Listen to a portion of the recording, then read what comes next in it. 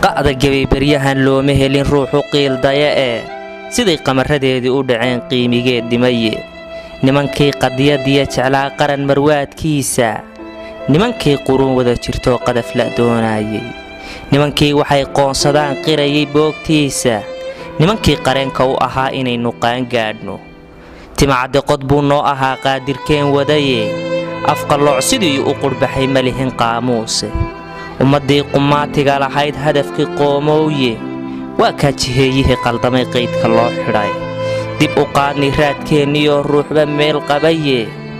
aniguna qubuur uun ku jira doonay quruxdeede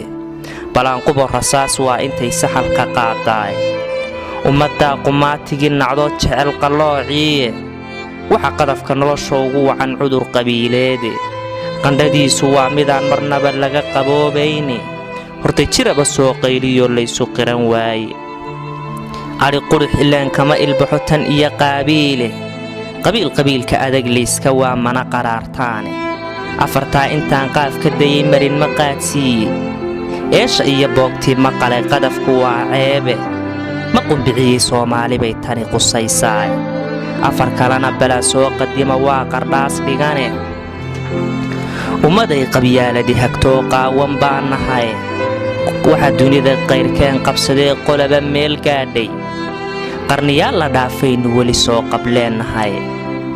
quwadeennu wixii ay ahayd way qarsoon tahay qiyaamaha ma sheegine ifkii weyne quruxdii innagaa isqaladnee cid kale qoynsimaad ma lehe waa waxa qaxoontiga ugu wacan maraya qooraha qaaraddaan tagnaba waxaan ka nahay duul la soo qubaye qiyaas male intuu diib qabtee quudsadee cunay doomaha qarqoomaa ka badan ciidan qaradeede dhulkii laga qaxyoo waxa ku hadhay maata iyo qaane sidii suurta lagu qayliyaa jaanta loo qubaye qorraxdow dhacaa loo galbaday mooyi quud jire inta suugu wada qaatay iyo dhiigga qubanaya cidna uma qornoo waa waxaan hawlba loo qabine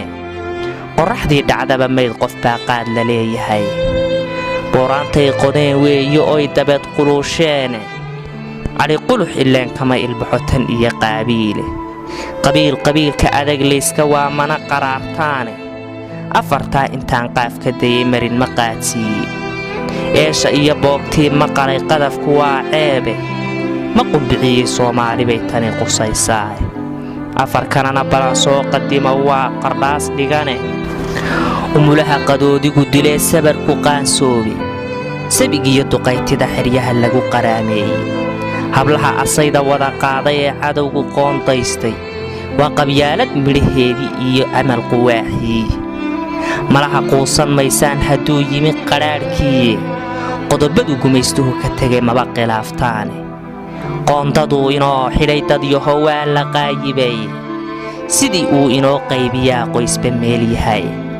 isagoon qisaas inugu fulin qoolna nagu haysan qowlkiisa sida loo aqbalay waa qisiya yaabe qabna socod inaa yeelataan waydun quursaniye qulubtiisa ruux laga hantiyey dhimay qiraalkiiye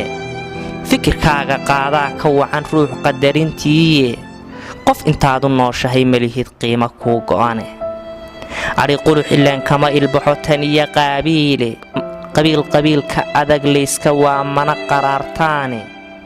afartaa intaan qaaf ka dayay marin ma qaadsiiye